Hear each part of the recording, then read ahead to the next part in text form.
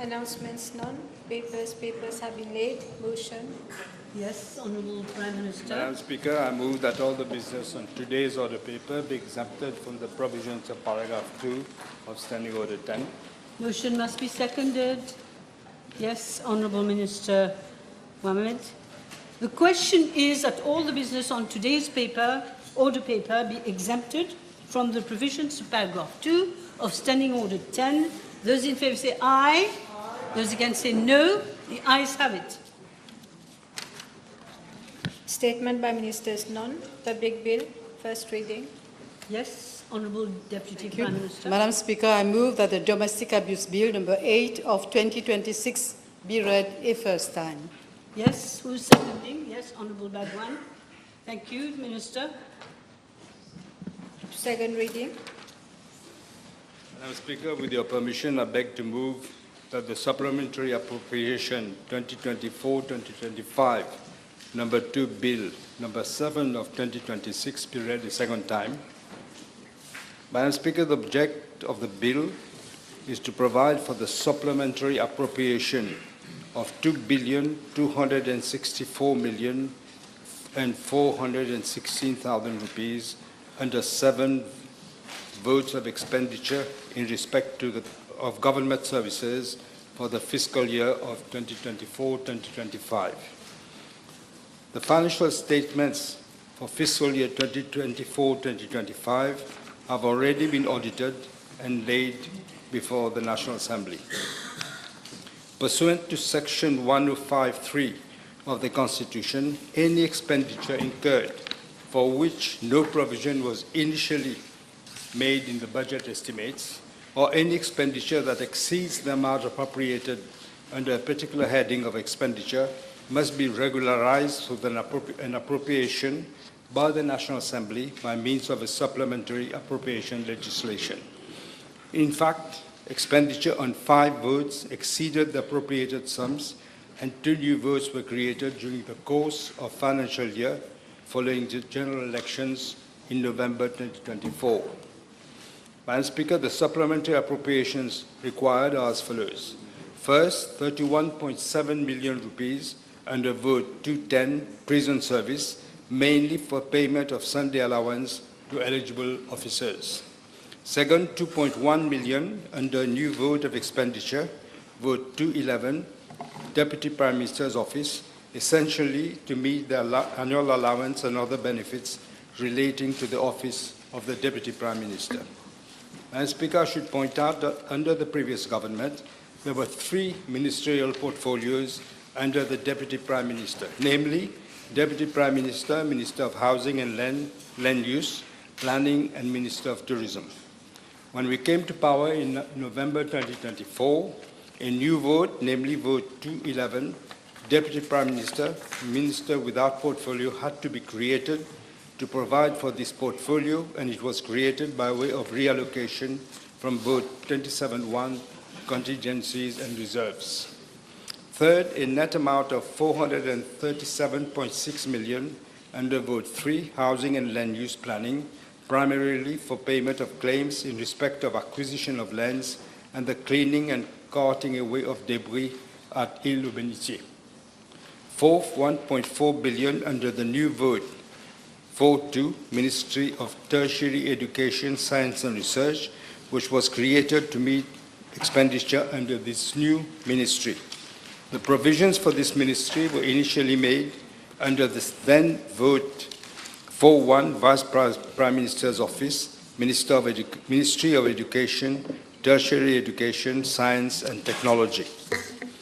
Fifth, a net amount of 325.6 million under Vote 5.1, Local Government, mainly as additional grant to local authorities to enable them to meet their financial obligations up to 30th of June 2025. 6, a net amount of 69.6 million under Vote 5.3, Mauritius Fire and Rescue Services, essentially for payment of Sunday allowances to eligible officers. And finally, a net amount of 515,000 rupees under Vote 13.3, Office of the Parliamentary Council, mainly to cater for additional cost. Details on the items of expenditure concerned, as well as the explanatory notes thereon, are set out in the estimates of supplementary expenditure that has already been tabled in the National Assembly. Madam Speaker, the 2024-2025 budget is again a clear example of fiscal irresponsibility by the former Minister of Finance. Revenue projections were grossly overstated, while expenditure requirements were significantly underestimated, seemingly to present a smaller budget deficit and a declining public sector debt to GDP ratio. What appeared to be a sound and improving fiscal outlook was in reality a misrepresentation of the underlying situation. The budget deficit turned out to be 40 billion rupees higher than initially projected, reaching 66.8 billion rupees compared to the initial estimates of 26.8 billion rupees. The budget deficit to GDP ratio was much higher at 9.3% compared to the initial estimates of 3.4%. Madam Speaker, the former Minister of Finance claimed in his 2024-2025 budget speech that the public sector debt to GDP ratio would be reduced to well below the statutory limit of 80% by June 2025, approaching the medium-term objective of 60%. Again, this was wishful thinking. In fact, the debt to GDP ratio increased to 88.5%, higher by 16.6% of GDP than the initial budget target. This is the situation we inherited, Madam Speaker. The severe financial difficulties facing the country today are clear evidence of the reckless and irresponsible manner in which the former Minister of Finance managed, if at all, the nation's finances. We had to take bold and responsible decisions and implement a series of difficult but necessary reforms to restore stability and sustainability to the country's public finances and strengthen economic resilience. We have not shied away from our responsibilities. Government remains firmly committed to putting the economy and public finances on a sound footing and ensuring sustainable and inclusive economic growth. With these words, Madam Speaker, I now commend the bill to the House. Yes, I need it to be seconded. Yes, second. Deputy Prime Minister. Yes, Honourable Duval. Thank you, Madam Speaker. Madam Speaker, Parliament is being asked to vote on supplementary appropriation following last year's appropriation. I won't go into all the items. I will stick just to one ministry in particular, the biggest one, well, actually the biggest sums involved with the Ministry of Tertiary Education. If we look at the budget last year, Parliament voted for 2.3 billion rupees for the Tertiary Education Ministry. Today, we are asked to vote for an additional 1,397,372,000 rupees. Out of that sum, 1 milliard, je vais le faire en français plutôt, 1,206 millions de roupies va à l'éducation tertiaire, aux institutions. Et l'éducation tertiaire, premièrement, chapeautée par le Higher Education Commission, qui, lui, en tant que régulateur, et finance les institutions publiques de l'État, les 9 institutions, et donc cet argent va pour financer l'opération de la Commission, incluant ces institutions. Voilà ce qu'on nous demande de voter. La première question que je me suis posée en regardant le budget de l'année dernière, l'appropriation dont on nous demande de voter un surplus, c'était quels étaient les objectifs fixés par le ministère des Finances, par le ministère de l'Éducation tertiaire plutôt, pour son ministère. Et vous voyez, Madame la Présidente, qu'il y avait par exemple, sous l'item 2002, Higher Education, a high quality, inclusive and globally competitive higher education sector. Et l'indicateur, le KPI, était les graduates, les diplômés qui trouveraient un emploi dans les 6 mois suivant leur graduation. Et un target avait été fixé, un KPI, de 20%. Il est regrettable aujourd'hui que nous pouvons juger la performance du ministère sur ce KPI parce que sous le nouveau budget, ce KPI a tout simplement été enlevé. Donc nous avons voté pour que cette institution puisse instaurer au moins un environnement où 20% de ces gradués retrouvent un travail. Dans les 6 mois, ça a été enlevé. Ce qui change, c'est que maintenant l'indicateur est passé à 1 an. Et dans le nouveau budget, donc, l'indicateur passe à 1 an, mais on ne nous donne aucun indice de performance pour l'année écoulée. Et ça, c'est un problème, Madame la Présidente. On change les KPI en cours de route, on nous demande de voter sur les KPI qui ne sont plus aujourd'hui les KPI du ministère, et on vote avec l'effet rétroactif. C'est un problème pour moi, ça, Madame. La première chose. Ça, ça s'étend pas seulement à l'item 2002, ça s'étend sur les autres items aussi, Madame la Présidente. Vous allez voir, par exemple, que sur l'item 2003, on nous donne le KPI Global Innovation Ranking. Dans ce cas, ils ont mis le KPI et ils ont mis le target, mais il faut souligner que le target pour lequel nous avions voté les sommes l'année dernière et pour lesquelles on nous demande de voter des sommes additionnelles n'ont pas été achieved. On nous demandait, par exemple, d'améliorer le Global Innovation Index Ranking, de passer à 52 sur le rang. Nous sommes à 53, donc nous n'avons pas pu atteindre. Maintenant, Madame la Présidente. If I may? Yes. If I may?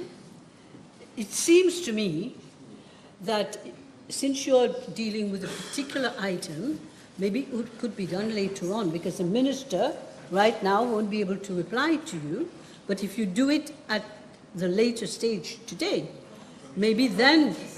No, I thought you were going to speak sort of globally. It is global. Okay, all right. Laissez-moi passer maintenant Minister will have to be patient. à la Higher Education Commission. On nous demande de voter 1,2 milliard de roupies. La Higher Education Commission, j'avais moi-même mis la question l'année dernière, en juillet. La Higher Education Commission est restée plus d'une année sans un conseil d'administration. La même chose pour le Quality Assurance, le QAA, le Quality Assurance Authority, qui s'occupe de, bien sûr, qui s'occupe en tant que Quality Watchdog de se satisfaire que les standards académiques et la qualité des programmes des institutions de l'État soient respectés. Quel est le rôle donc de ces deux institutions? Je l'ai dit pour le Quality Assurance Authority. Pour le Higher Education Commission, c'est le régulateur central. C'est lui qui s'occupe de financer les institutions publiques. On en a 9. Il y a l'Université de Maurice, il y a l'Université de Technologie de Maurice, il y a la Mauritius Institution of Education, il y a la Open University de Maurice, il y a le MGI RTI, il y a, et puis, bon nombre d'autres, Open University, Université des Mascareignes, etc., etc.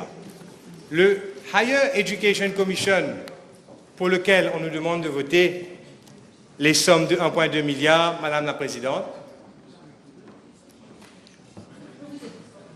le Higher Education Commission, pour lequel on nous demande de voter et de donner une appropriation supplémentaire d'1,2 milliard de roupies, excusez-moi, elle n'a pas été constituée pendant plus d'un an.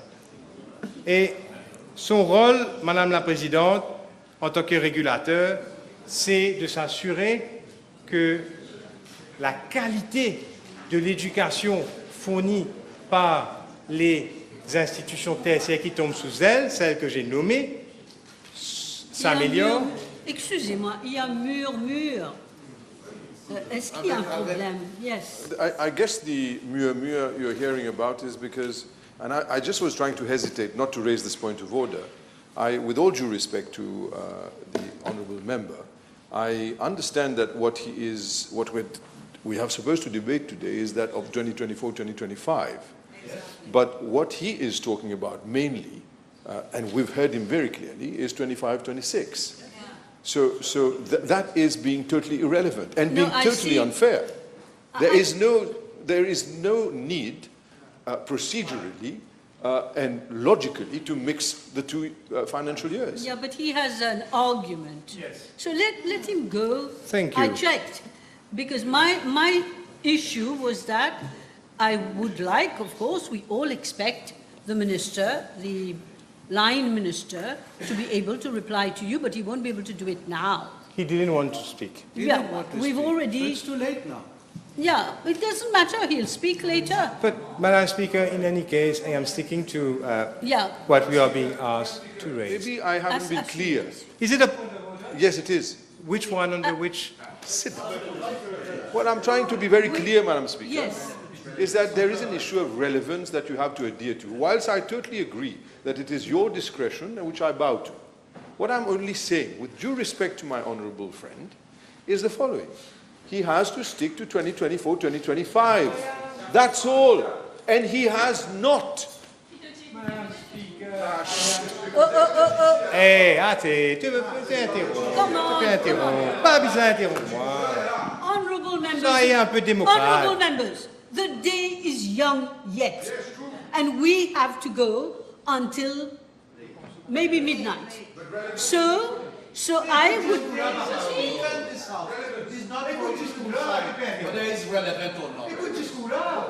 Okay, maybe you should let me deal with this. Please, you got the message. Listen to the speech, Madam Yeah, Speaker. I'm listening. Thank you. But if there's a I murmur, was, yes, I cannot... je parlais donc de 2025, ma question. Si le board était constitué 2025, on vote bien pour l'année financière 2024-2025, qui finit en juin 2025. Donc, ma question est tout à fait relevant. La question que Dites-nous l'essence de votre... je vais vous Parce dire, que même- Madame la Présidente, si on m'interrompt comme ça, c'est difficile de retrouver mes Mais mots. non, vous êtes... Je n'ai pas de discours, là, je parle. Vous allez reprendre le fil. Je Allez. reprends. Merci, Même Madame la pour que Présidente. je puisse Je comprendre. disais simplement, Madame la Présidente, que la HEC a un rôle de régulateur extrêmement central, extrêmement important pour s'assurer du bon déroulement des universités de Maurice. Maintenant, les conseils d'administration de la HEC, pour la période, n'avaient pas été constitués. Ce n'est malheureusement que cette année-ci que le board de la HEC, de la Quality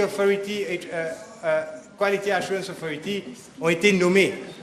Et, Madame la Présidente, idem pour les 9 institutions publiques. Madame la Présidente, idem pour les 9 institutions publiques. Et les conseils d'administration n'ont été constitués que cette année-ci. Et Madame la Présidente, qu'est-ce que ça veut dire, malheureusement? Qu'est-ce que ça veut dire, malheureusement, pour nos institutions? Parce qu'on est bien d'accord.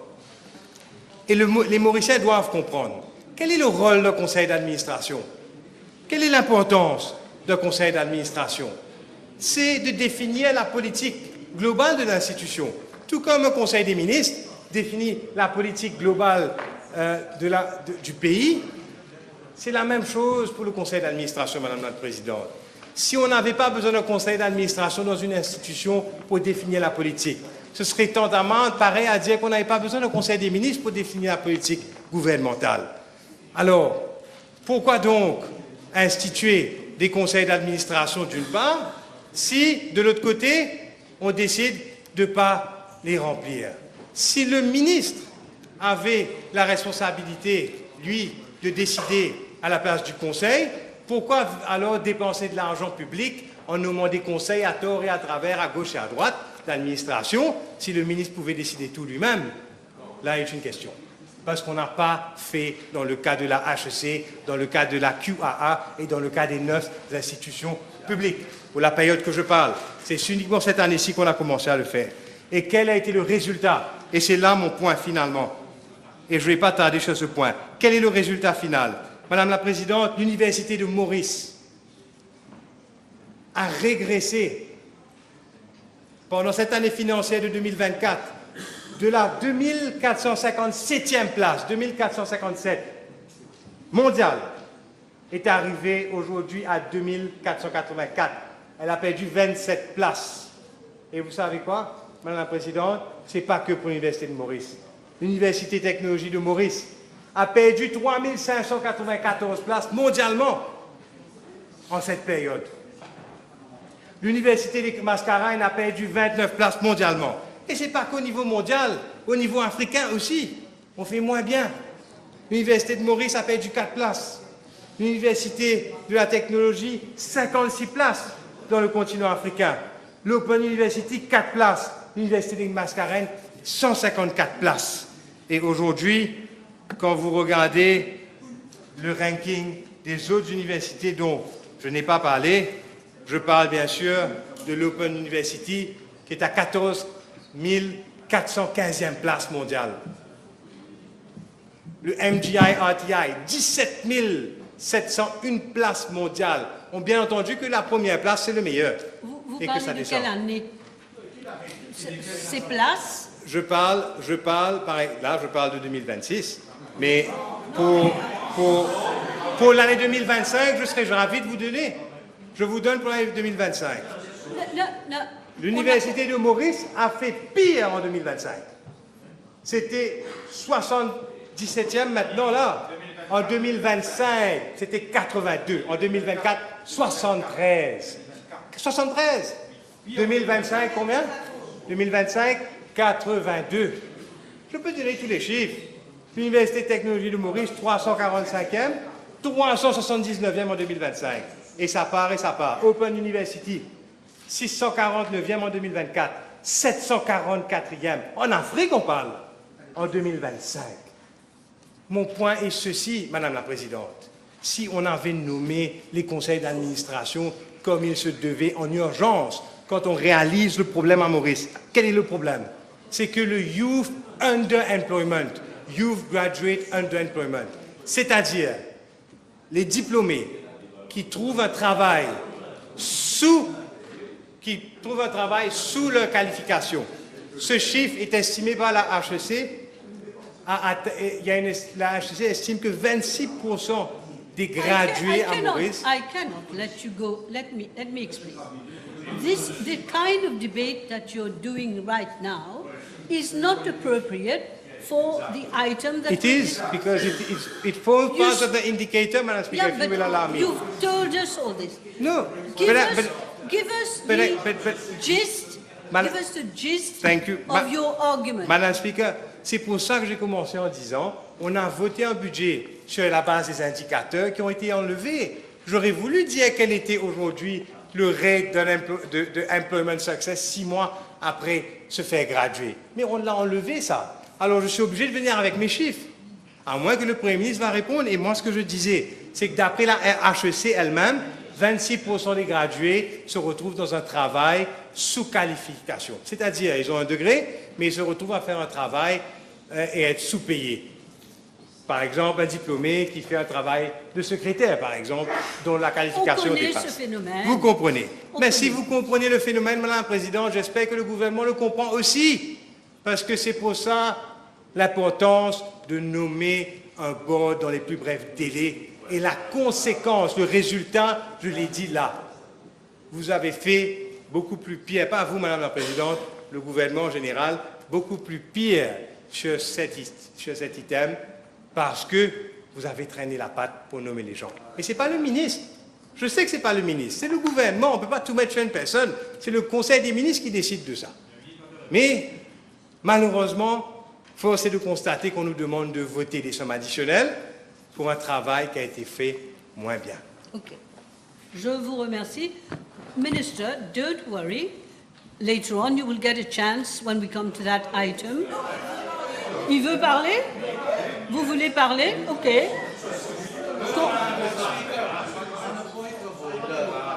J'ai comme l'impression qu'on déroge au principe établi à l'intérieur de cette auguste Assemblée. Premièrement, on n'a même pas circulé la liste des orateurs pour ce projet de loi. Et je comprends que le ministre n'a pas donné son nom, mais maintenant, il veut prendre la parole. Si vous acceptez, ça va, on peut accepter. Mais on déroge d'un principe fondamental, Madame la Présidente. Je vais utiliser... Asseyez-vous. Non, je vais utiliser ma discrétion pour laisser parler le ministre. Allez-y.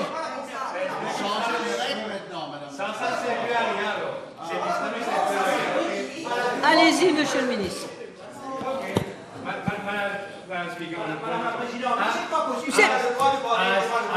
Non, je ne peux pas avoir 3 membres. I don't want you all to be standing at the same time. I've already said that I'm using my discretion to allow the minister to speak. There has been, you don't agree, you may not agree. I understand. One moment.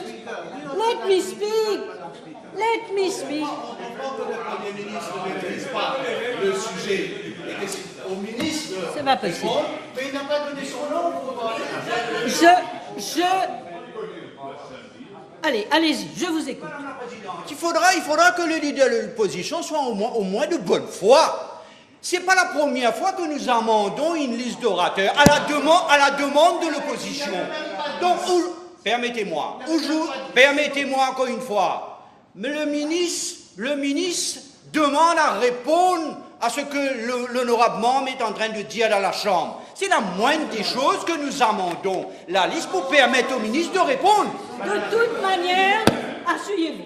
Si vous continuez à aller à l'encontre de ce que j'ai déjà décidé, je vais lever la séance et nous allons rester plus longtemps. Moi, je vous demande, je fais un appel à tout le monde. C'est une question de démocratie. Il y a eu mal donne, clairement, il y a eu mal donne, je ne sais pas pourquoi. La liste, moi-même, j'ai su, il faut le dire honnêtement, un peu à la dernière minute, que nous allions avoir le Premier ministre et vous-même. J'ai su ça à la dernière minute, mais vous étiez au courant. Vous étiez au courant. One moment. Allons dire qu'il y a eu mal donne. Peu importe qui est en tort. On n'est pas dans une cour de justice. Non, laissez-moi parler. Si vous ne me laissez pas parler, je m'en vais.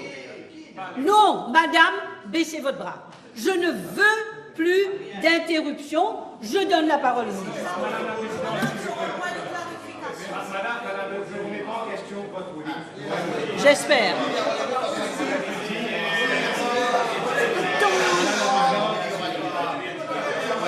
Je ne remets pas, J'entends rien. je ne remets pas en question votre ruling, je le respecte. Simplement, en ma qualité de whip de l'opposition, je cherche une clarification sur votre ruling. Est-ce que, Madame la Présidente, cela veut dire qu'à partir de maintenant, on n'établit plus de liste commune avec le whip du gouvernement et qu'on va retourner sur les standing orders qui prévoient the member shall speak that member who shall catch the eye. If it is the case, so be it. No. But you are changing the rules. Allez, vous voulez... Une minute. Sur la question de la liste. Oui, Madame la Présidente, sur un point de clarification, je tiens à préciser que le whip de l'opposition est de mauvaise foi, puisqu'il a lui-même, ça fait 4 fois, un moment il va parler, un moment il ne va pas parler, un moment il va reparler, un moment il va parler. On a amendé cette liste plusieurs fois, alors il est de mauvaise foi, mais... Je n'ai jamais dit, s'il vous plaît, Madame la Présidente, je n'ai jamais dit, Stéphanie, c'est bon que tu m'écoutes, je n'ai jamais dit qu'il n'était pas sur la liste. J'ai dit que ce n'a pas été agréé et que si on va changer ces modalités, je n'ai jamais été de mauvaise foi. C'est pas moi qui ai dit ça. J'accepte que j'ai changé mon avis pour parler. Ça n'a rien à voir. On est tombé d'accord ce matin. Quelle va être la liste des orateurs? Écoutez. C'est pas un code. Madame la Présidente, je respecte votre droit. Je respecte votre droit de rajouter. Tout le monde doit... Madame la Présidente, si je peux, je respecte votre droit de rajouter. Je ne le remets pas en question. Je dis simplement, Madame la Présidente, que les modalités sont en train de changer. C'est tout. ce que je suis en train de dire. Si vous voulez parler de modalités, j'aurai des choses à dire sur votre rôle concernant la consultation avec les membres de l'opposition à chaque fois. Je ne veux pas mettre de l'huile sur le feu. Ce n'est pas du tout notre objectif aujourd'hui. Aujourd'hui, notre objectif, c'est d'arriver... Alors, le ministre, vous avez été tellement dans tout ce détail-là. Je trouve que c'est la moindre des choses que j'utilise. Je dis qu'il a le droit de répondre, mais monsieur le ministre, répondez que sur ce qui a été dit, s'il vous plaît. Allez-y. Thank you. Non. Thank you, Madam Speaker.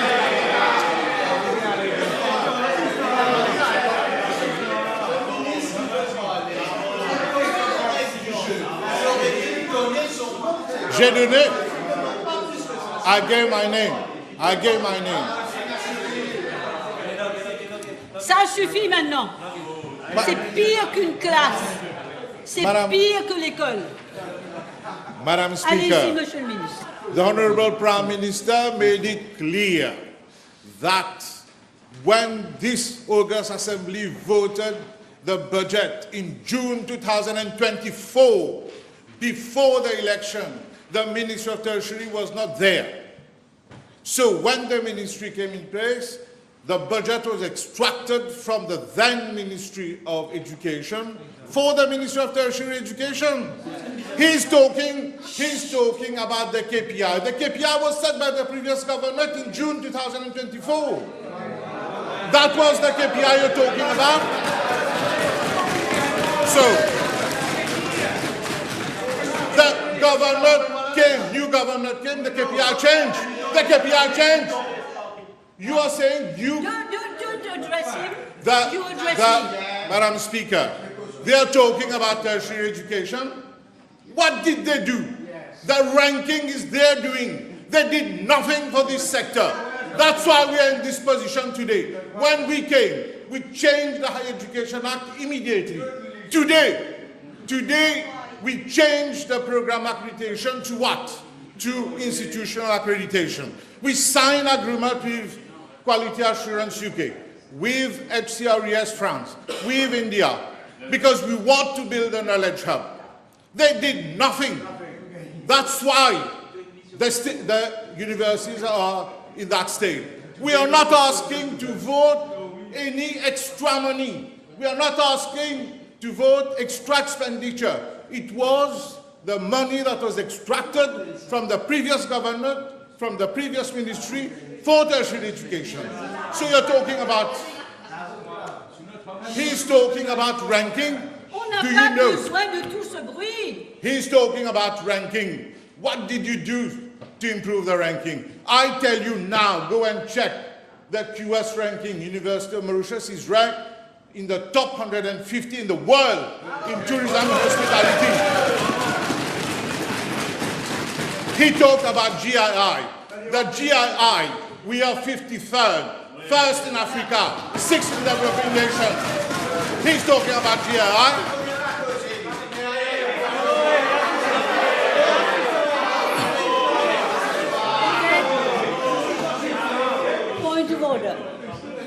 Point of order. Stop addressing the Speaker when we talk in this House, Madam Speaker. Monsieur le ministre.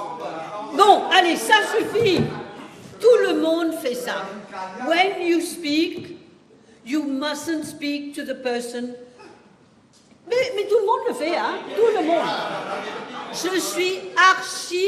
J'ai archi répété. You have to speak to me, not to them. Please, Minister, keep your calm. And members, ouais, on n'est pas à la foire non plus là, hein? Allez-y. Today, we want facts. We should not forget, University of Mauritius was driven by Sasi Sagar Ramgoolam. The Prime Minister, Navin Chandra Ramgoolam, in 2012 built 2 universities. How many universities you built? Nothing. You built nothing. So, Madam Speaker, they are in this room. Madam Speaker. We don't want a political speech, please. No, I'm responding. Answer.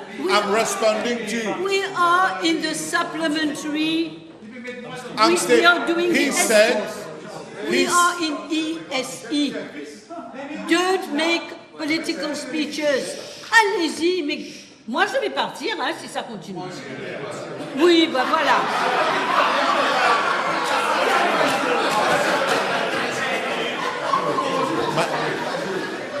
Madam Speaker, I want to set. Madam Speaker, I want to set the record straight. He's saying because HEC board was not there, nothing happened. Go and see the HEC Act. We launched the AI regulation. We launched the micro-credentials. We trained the people. We trained the people in micro-credentials. The guideline has been launched. All this was in my speech for this afternoon, but I have to say it because I have to set the record right. He doesn't know. He doesn't know the sector. He doesn't know the sector. He's talking about today. Go and ask the private institution how they are happy because we have signed the agreement, for example, for British universities, the processes have shortened because we are in agreement with QA UK. So he cannot come and say that that quality assurance is not being done.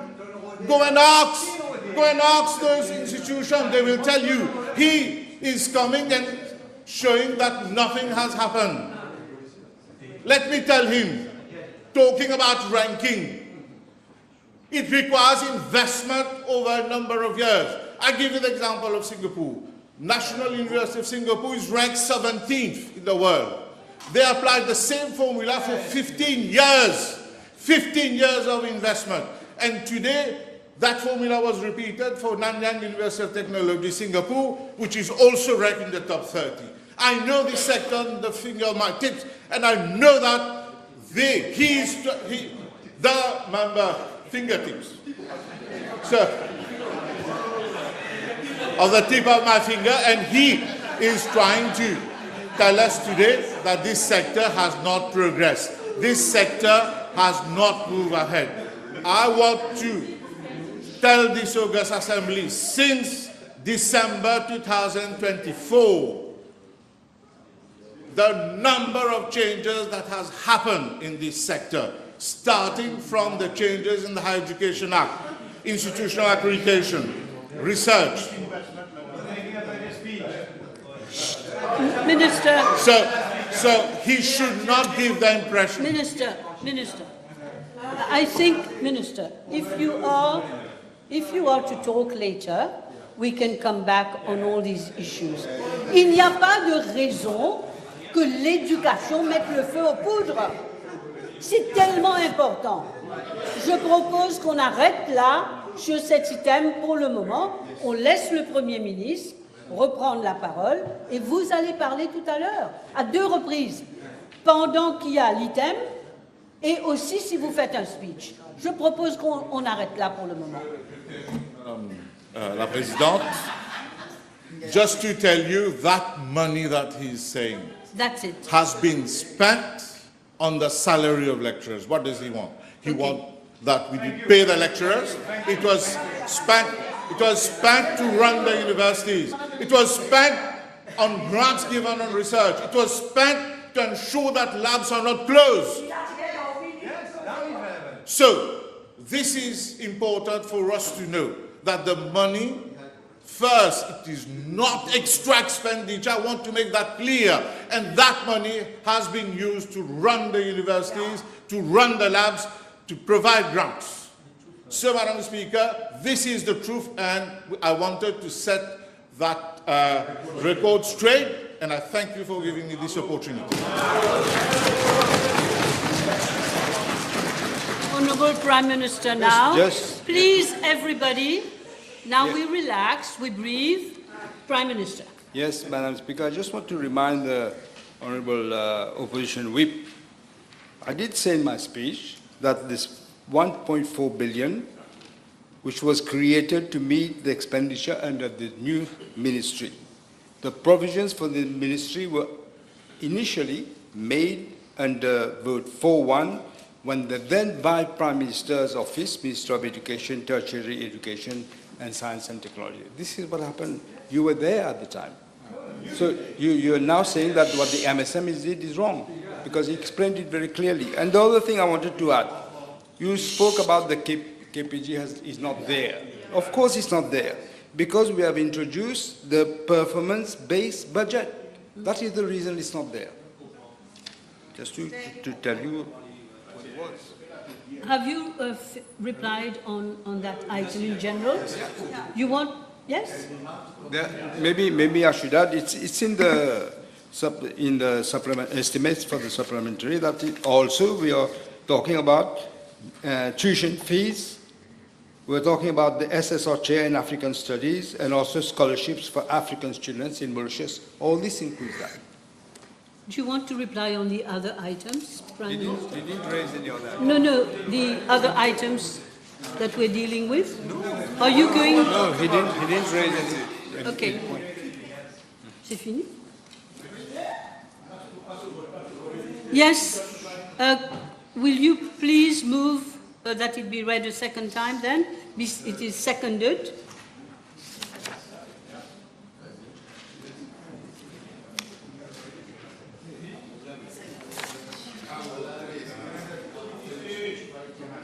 Okay, the question is that the supplementary appropriation number 2 bill be read a second time. Those in favour say aye, those against say no. The ayes have it. Committee of Supply. Committee of Supply. Now, I want to tell all honourable members that when I'm sitting down there, I don't see at the back. So you'll have to bear with me. I need help to know if anybody wants to speak.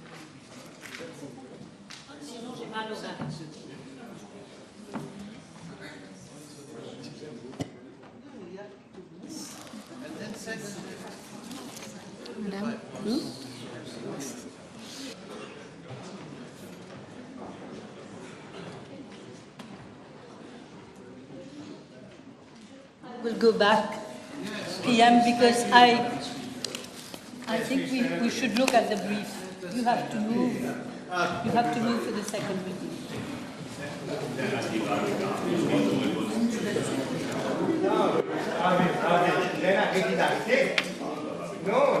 Non, il y a eu tellement de désordre. I was trying to get the Prime Minister to move that the bill be read a second time and then have it seconded. Yes, I tried to do it. We are all humans. Heureusement, pour l'instant.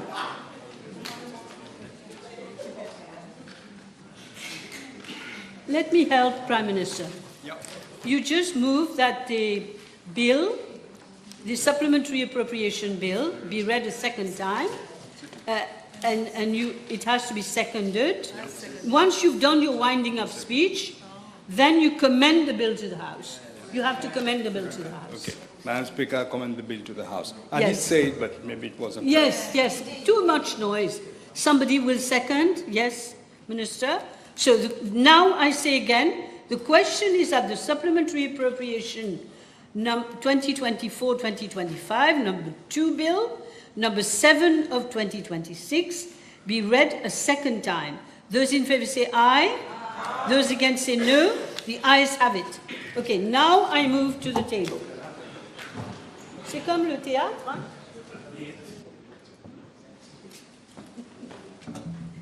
We need our cues. We need our cues, that's all. C'est comme au théâtre. Je ne comprends pas.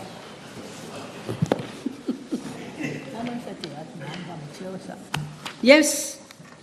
Now, honourable members, before we proceed with the Committee of Supply, I wish to inform the House that, as has been the established practice, an indicative time allocation has been agreed upon by the whips for the various vote items where applicable.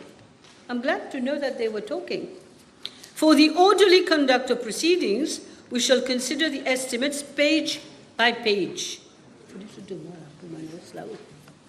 I also remind honourable members that discussions must be confined to the details of the votes under consideration, and not to the general principles of government policy and administration. We have to be very clear on this. Pas de grand discours. I appeal to honourable members and ministers to be concise in their interventions and replies, and I thank you for your cooperation. Now we proceed with the consideration of estimates of supplementary expenditure 2024-25, number 2 of 2026. Vote 2, 10, prison service. Yes. The question is that the sum of 31,738,000 rupees for vote 2, 10, prison service, stand part of the schedule. Those in favour say aye. Those against say no. The ayes have it. Vote 211, Deputy Prime Minister's office. The question is that the sum of 2,072,000 rupees for vote 211, Deputy Prime Minister's office, stand part of the schedule. Those in favour say aye. Those against say no. The ayes have it. Vote 3-1, housing and land use planning. Question is that the sum of 437,562,000 rupees for vote 3-1, housing and land use planning, stand part of the schedule. Those in favour say aye. Those against say no. The ayes have it. Vote 4-2, Minister of Tertiary Education, Science and Research. The question is that the sum of 1,397,372,000 rupees for vote 4-2, Ministry of Tertiary Education, Science and Research, stand part of the bill. Oui? Yes? I ask the Honourable Prime Minister, with regards to item 26313.150, Higher Education Commission, provision made in respect of operating expenses of the Commission, including tertiary education institutions. May we have the list of the board members of each institution falling under the HEC and these institutions for which money is being provided? Each of them. 1 moment. Minister wants to reply. We'll circulate that. You'll circulate. Thank you. Okay. The question is that the sum of 1,397,372,000 rupees for vote 4-2, Ministry of Tertiary Education. Yes?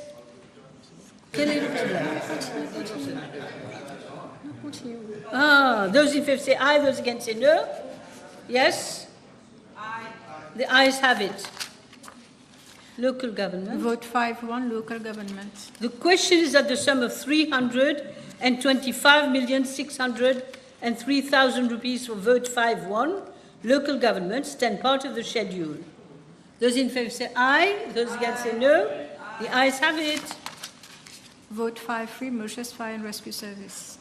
Yes, question is that the sum of 69,554,000 rupees for vote 5-3, Mauritius Fire and Rescue Service, stand part of the schedule.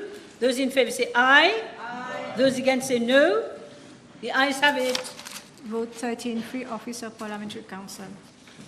The question is that the sum of 515,000 rupees for vote 13-3, Office of Parliamentary Council, stand part of the schedule. Those in favour say aye. Aye. Those against say no. The ayes have it. The question is that I do report to the House that estimates of supplementary expenditure 2024-2025, number 2 of 2026, has passed the Committee of Supply without amendment. Those in favour say aye. Aye. Those against say no. The ayes have it.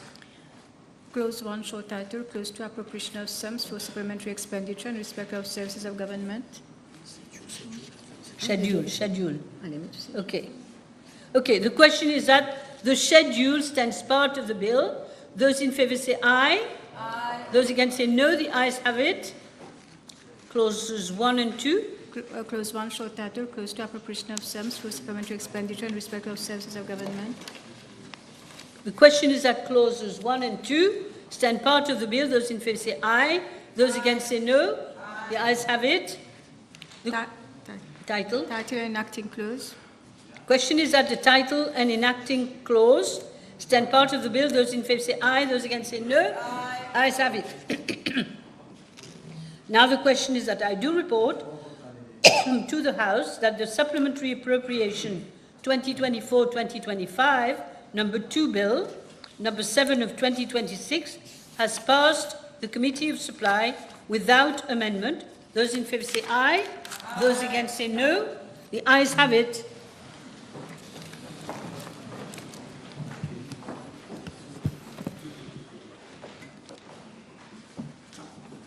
You may resume your seats.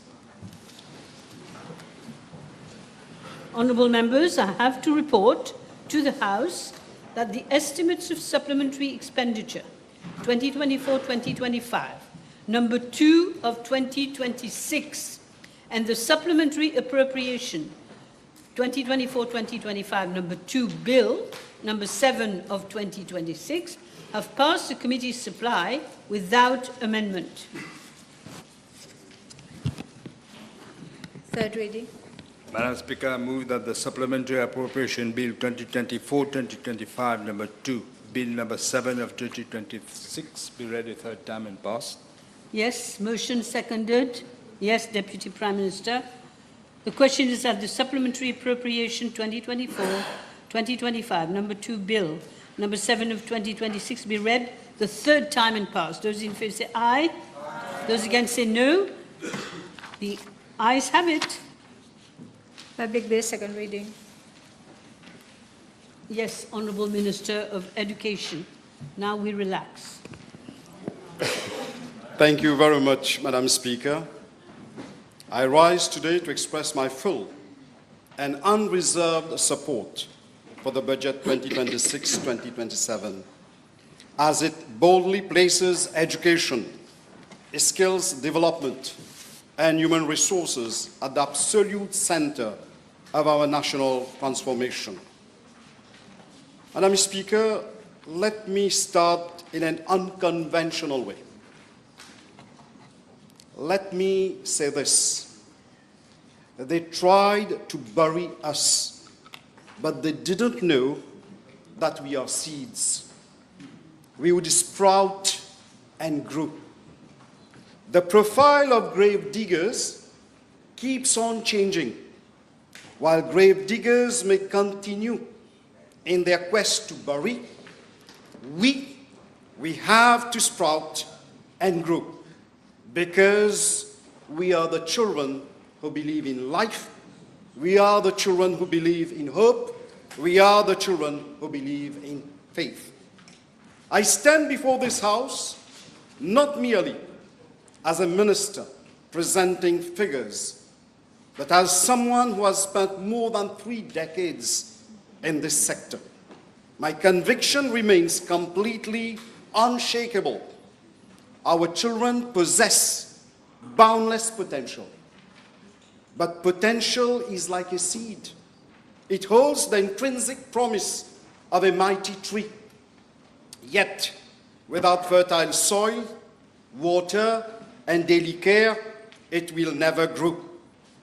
Education is the seed of hope, the seed of renewal, the seed of faith, the seed of perpetuating values. And let us be honest, that cannot happen in a vacuum. As the head gardener, the Minister of Finance, the Prime Minister, provides us with the proper ground for the seeds to grow. And there are thousands of teachers, educators, headmasters there in our classrooms, in our schools, who ensure that these seeds grow to fruition. Definitely, there are problems in the sector, in the education sector, we have to acknowledge, and people like grave diggers will wait for problems, will be happy when there are problems.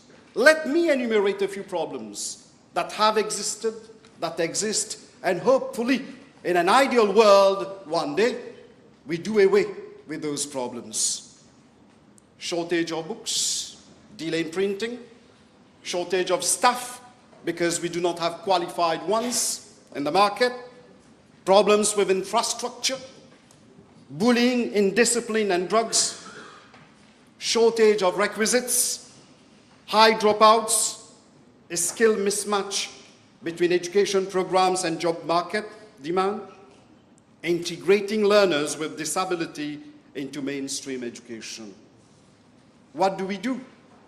We, as gardeners of that garden, do we lose hope? Do we stop planting? No, Madam Speaker. Madam Speaker, we must shatter the prevailing myth that education is only provided exclusively within the four walls of our schools.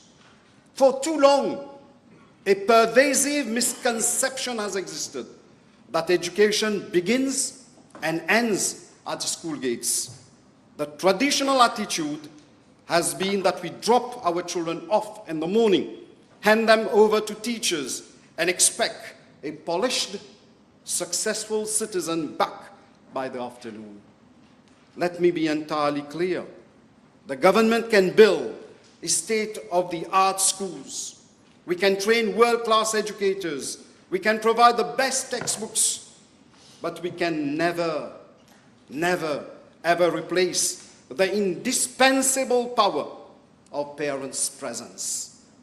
As the saying goes, a teacher can open the door, but it is the family that gives the child the courage to walk through it. We are living in a volatile, rapidly shifting world where the jobs of tomorrow demand critical thinking, creativity, and agility.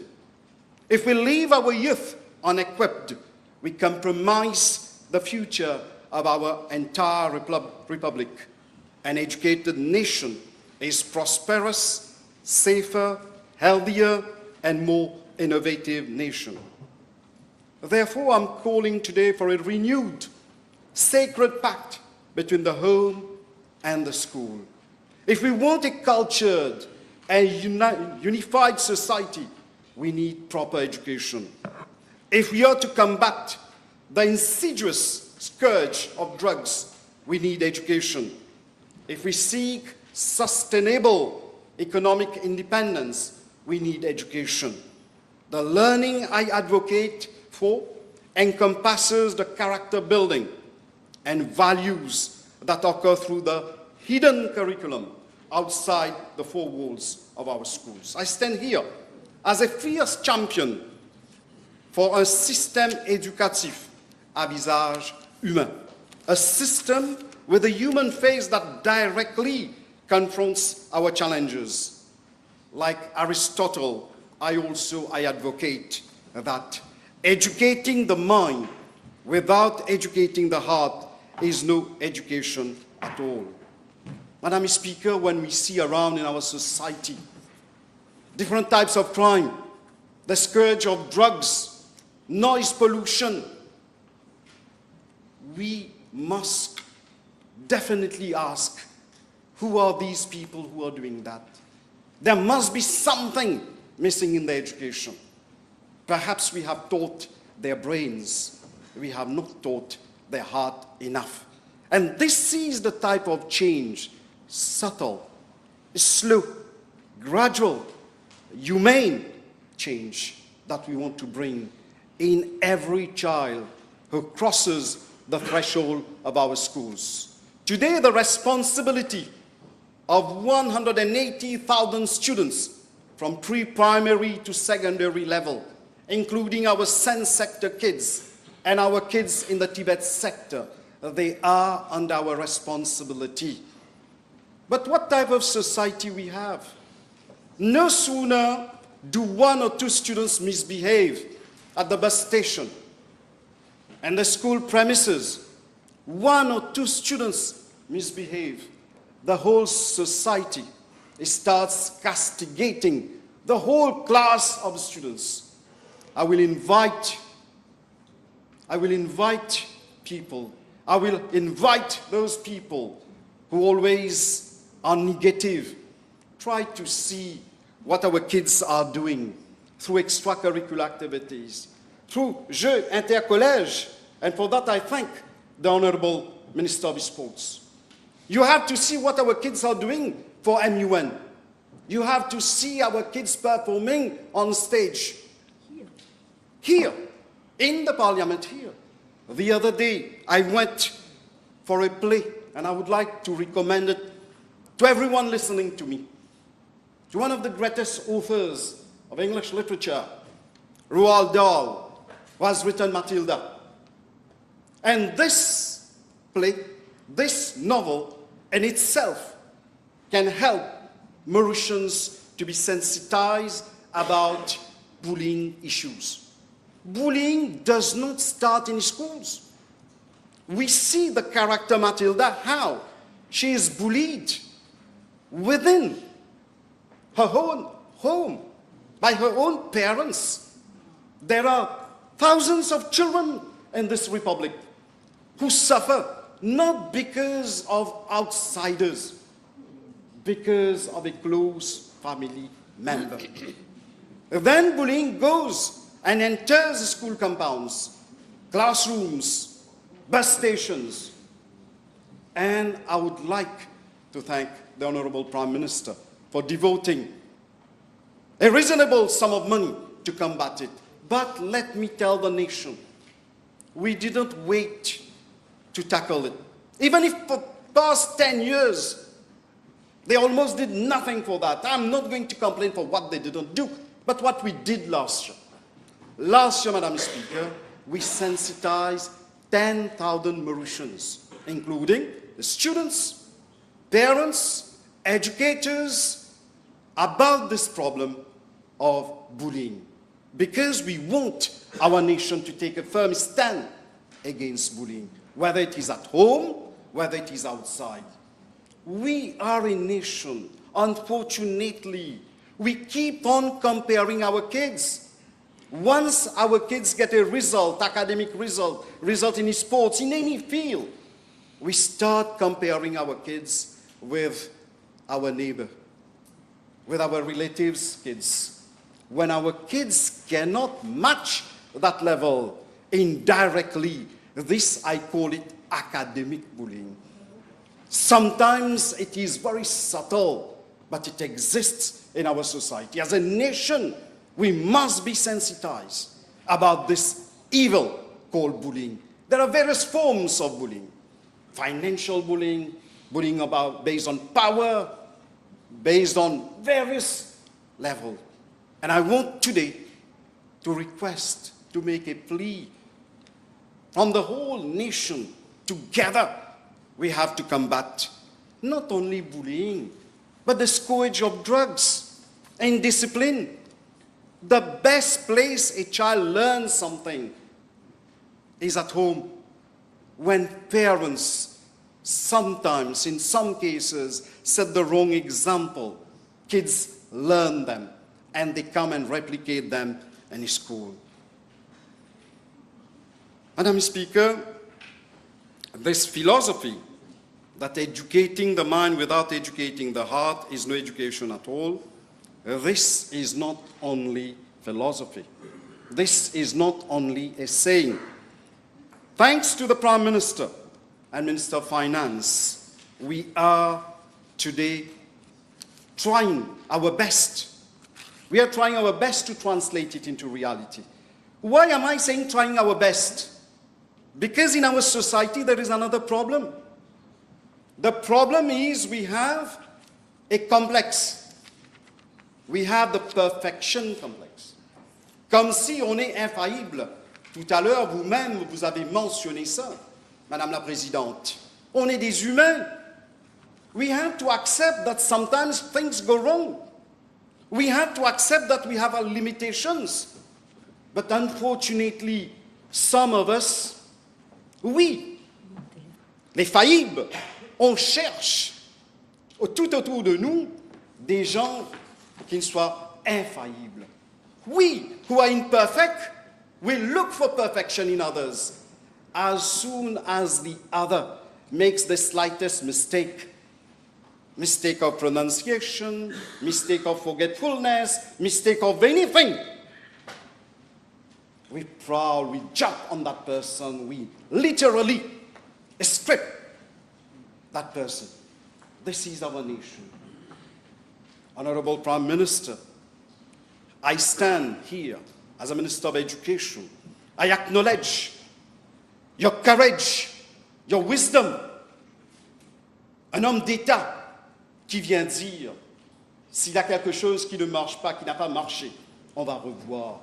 It gives us hope that we have a leader who cares, who listens, and indirectly sends a message to parents at home. If something goes wrong, please handle your kids properly. Please do not bully your kids. Everywhere we have this problem today. Road rage, the way people barge into hospitals and deal with doctors and nursing officers, the way some parents barge into schools and deal with rectors and teachers, the way people barge into neighbors' house. For this or that reason, we as a nation, we have to ask, what have we been doing so far? Have we been educating the heart? If we had done it, we would have been more cultured. Our approach towards others would have been far better. How do we translate our philosophy into reality? What does the budget do? In spite of financial constraints, in spite of hard times, the Prime Minister, who has at heart the welfare of the kids of the nation, what does he do? He offers the second highest budget to the Ministry of Education, increasing it from last year's 20.525 billion to 22.950 billion this year. This represents the second highest budgetary allocation, surpassed only by that of Social Security. This is an undeniable rolling statement of intent. True educational justice is measured by how we protect and uplift our most vulnerable. That is why this budget has seen an increase from 562 million to 619 million rupees, which will directly impact on the lives of 3,000 children whose needs are unfortunately on the rise. There may be problems tomorrow morning in a SEN school. There may be a shortage of carer, a shortage of equipment. It does not mean we do not care. It means we have trying. Sometimes we try, however much. Unfortunately, we are not successful. And this budget is providing for something very interesting. People listening out there should understand we are a compassionate government. We are establishing a specialized early intervention units in primary schools for children aged 3 to 5 to address challenges at the very absolute root. We are recruiting and deploying occupational therapists, speech therapists, and physiotherapists directly into our SEN institutions. We are allocating 5 million rupees for specialized equipment and 9 million to upgrade classrooms into supportive learning environment. We are introducing an immediate 20% increase in the cessational fees for the dedicated specialist. We are setting up SEN integrated units in 7 primary schools and SEN resource and development units in 5 primary schools. Madam Speaker, thanks to the personal intervention of the Prime Minister and Minister of Finance, because I was heading the Interministerial Committee to review, to analyze what will happen to 3 pre-primary education schemes. I thank my colleague ministers who were in that committee. And you will testify when we talk to the Prime Minister. He was very receptive. And immediately he gave the instructions not to touch the free pre-primary education scheme. And thanks to him today, we are providing 782 million to protect and sustain free pre-primary scheme. We are also providing 299 million to our public pre-primary schools to ensure equity of quality from day one. Madam Speaker, there is one thing we will not do like the previous government. What was the previous government doing? They were weaponizing grants. They were weaponizing whatever they were doing for political gains. We believe that we need to protect our kids. We just do it. We don't make a show out of it because we care for them. Again, we maintain we are not educating the mind of our kids. We care, and that is why we have the heart for those children, around 3,000, more than 3,000 kids. We are systematically overhauling our teaching practices to build real and lasting capabilities. For primary education, the budget is 5.955 billion, almost 6 billion. We are reviewing the basic literacy and numeracy program for grade 1 and 2. Madam Speaker, we couldn't as a nation continue with the status quo. What happens to nearly 30% of our kids? Nearly 30% of our kids leaving primary schools after PESAC exam, unable to read and write. This is a tragedy, and we have to address it. How do we address it? Has it been addressed so far? And that is why we are saying, right from grade 1 and grade 2, let us change and revamp the teaching and learning transaction. Let us revamp the way we teach them. That is why I have been meeting lecturers at the MIE. I have been meeting headmasters. We want to devise new ways of teaching mathematics, not the traditional way. We want to devise new ways to make kids learn, read, write, so that they move towards education. Some kids have one issue. It is important parents realize they have a phobia for schools. They have a phobia for reading. They have a phobia for mathematics. And also, we have a lot of different forms of dyslexia. And that is something that has to be detected on time in order to help them. We also revamping the STEM education, the national reading initiatives, but also we want to ensure that natation scolaire, that is the swimming program, in collaboration with the Ministry of Sports, we implement it for the overall welfare of our children. We are also sustaining the primary school supplementary feeding project. For secondary education, Madam Speaker, our budget is 13.161 billion. Let me come to what we have done. Many people ask, what have you done over recent months? Madam Speaker, one or two things that we have done, and we are happy we did it.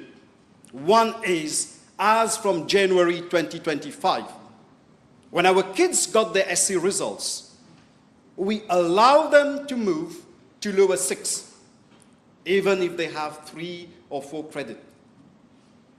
Had the previous government been here, 2,500 kids auraient été jetés sur la pavée. They would have been removed from schools. We did it. Definitely, the first cohort of students with 3 and 4 credit will be taking exam this year. They will be taking exam, Madam Speaker. And we may predict that results may not be very flattering.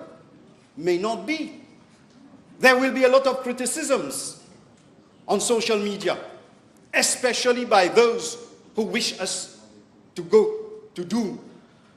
But let me tell them, au nom de ces enfants-là, soyez rassurés les enfants, je me tiens debout and I'll take all the blame on my shoulder. Because we love you, we care for you. And that is why in our schools, what are we doing? We have initiated an academic monitoring committee, which every month they give me an update about the performance of these students. We are trying our best because the public outside there, they do not know what is silently being done in order to review, revamp the curriculum and help. So over the 2 years, last year and this year, we have saved 5,000 kids who are now in lower 6 and upper 6. And we will go on doing that. In one mandate, we would have saved 12,500 kids. Their future, we may have changed directly, indirectly, by this single measure. Next, Madam Speaker, the Prime Minister mentioned it in his speech. Even the leader of opposition, I know he's busy watching Cholet and counting how many people are there, but at least to his credit, to your credit, you realize that the foundation... Don't speak to him. I talk to you. To his credit, at least he realized that the foundation program is for the welfare of our kids. This is something I had been talking about it for the past 5 years when I was in opposition, in the very same August Assembly. Because we didn't approve of it. Honorable Ganesh, Honorable Bechu, and all those people who are related directly with education, Honorable Ramkelawan, Honorable Jaman, we come from the sector. It couldn't be condoned immediately, Madam Speaker. We came to power in November. In January, we started the foundation program. What does it mean for the larger public? There is another issue that we have to address, and I need to talk about it. It is intellectual snobbery. Intellectual snobbery has become part of the DNA of some of us. When we are brilliant, when we get good results, when our kids go to the best institutions, we tend to look down upon those kids who cannot make it. When they do not pass PESAC, when they do not pass an exam, in our society, go and ask how we bully these children. And what did the former government do? They completely messed up education, assessment framework, curriculum framework, and they destroyed the future of thousands of kids. You know what they did? The students who couldn't pass the PESAC examination, Madam Speaker, putting them in the extended stream and asking those kids to take the NC examination after 4 years. They couldn't pass the PESAC examination. You asked them to take the NC examination. When I was asking the former Minister of Education whether there is any rationale about it, whether she read the World Bank report on it, whether she read research papers on that, she adamantly said, come what may, she wouldn't budge an iota. And for those kids today, 2,500 last year, 2,500 this year, already we have saved 5,000 kids. What have we done? We have come up with the foundation program, which focuses on 3 key areas: basic literacy, numeracy, skills development, and value-based education. We are developing the self-esteem of these kids. When I went to Rodrigues recently, Commission de l'Éducation and my colleagues, the 4 friends over here, honorable members, whom I met, along with the rectors there, they said, we are happy with the foundation program because it has given a pathway to the kids. Some people present here, on the other side, If there may not be book on time, they will make TikTok. They will attack. But I am not a TikTok minister. I am a minister who believes in action. The books that are not available, I ask how to address it. I met, because I am a minister who spends most of his time in his schools, from Kandiab to Chamarcanai Government School, from France Boyer de la Giraudet to Royal College Portuguese, QPIP, from John Kennedy to MGI, you name it, most of them, as much as I can, because I spend my time with my kids, 180,000 kids of this country. Did those kids suffer? That is another question. What we did, I asked headmasters. Proper education is still needed for some. Proper education is still needed. I am gentlemanly, I don't know how others should behave. But let me continue. Proper education, because your kids do not go to these schools. Please let me continue. I go to those schools. What we did, there is what we call, I'm informing them, they don't know. There is e-book, Madam Speaker.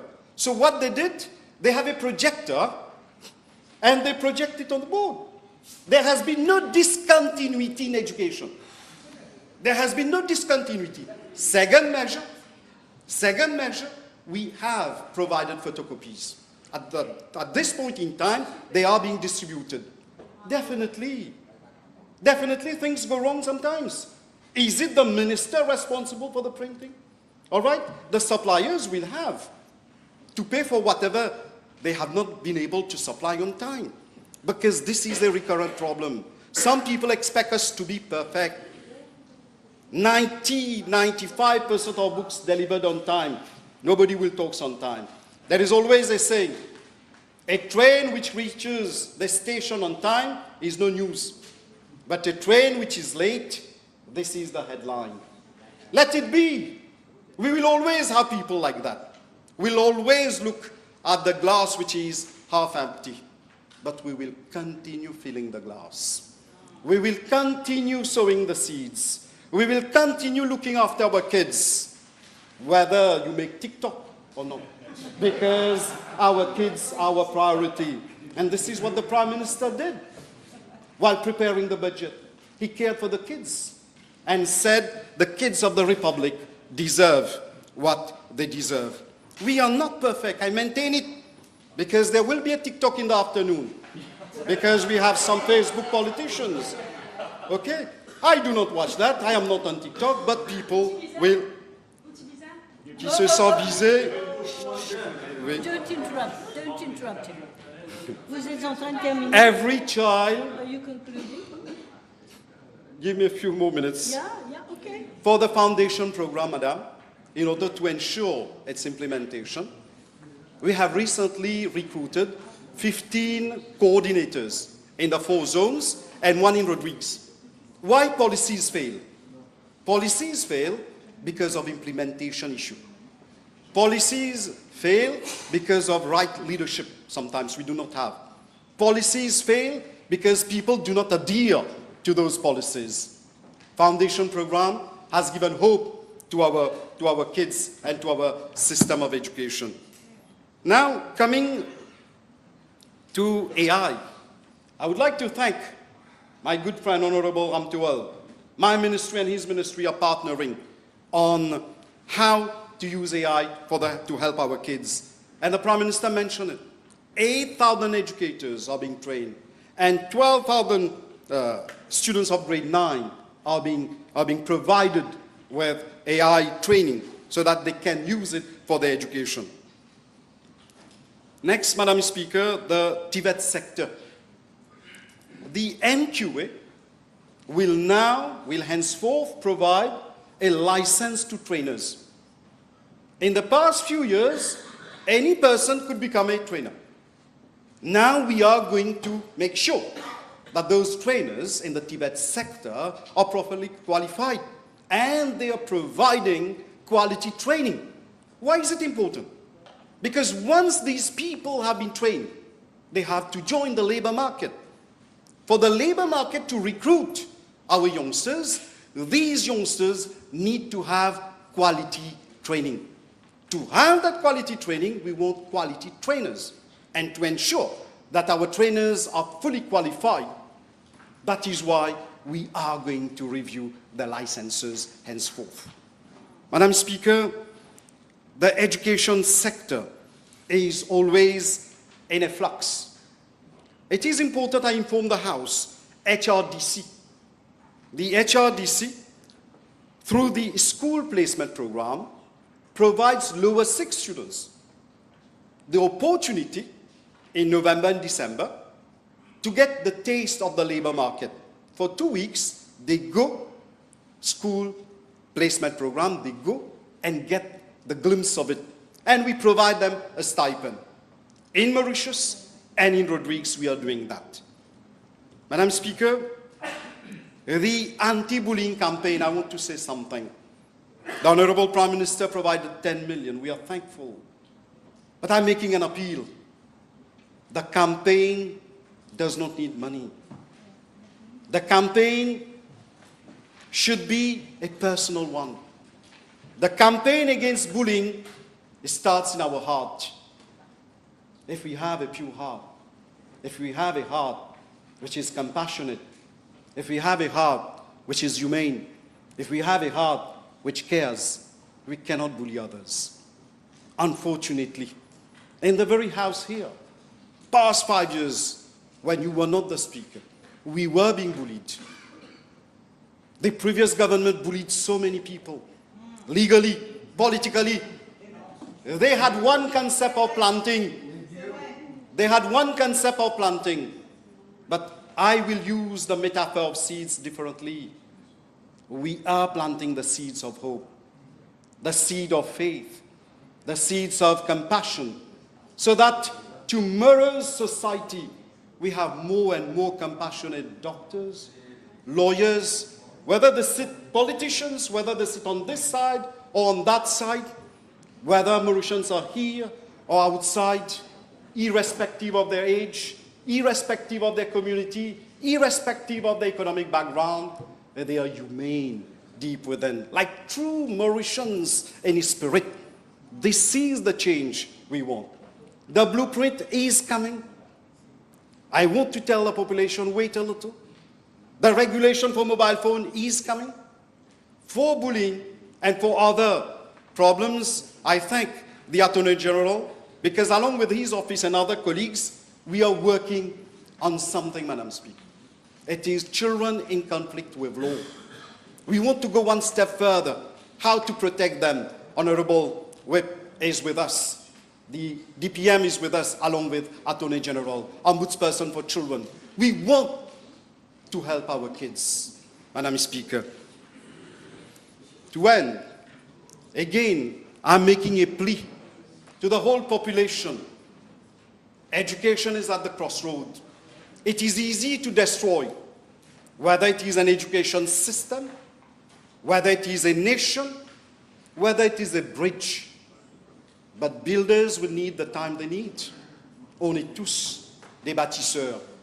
Nous croyons dans la liberté. Nous croyons, Madame la Présidente, sur l'égalité. Madame la Présidente, nous croyons fermement sur liberté, égalité et fraternité.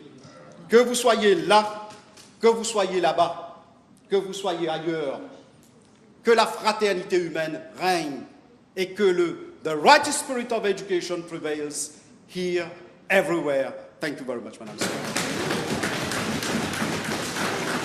Thank you very much. Perfect timing. I'm going to suspend the sitting for 1 hour, Prime Minister. Can we do 1 hour? Good. Just, no? 1.5, okay.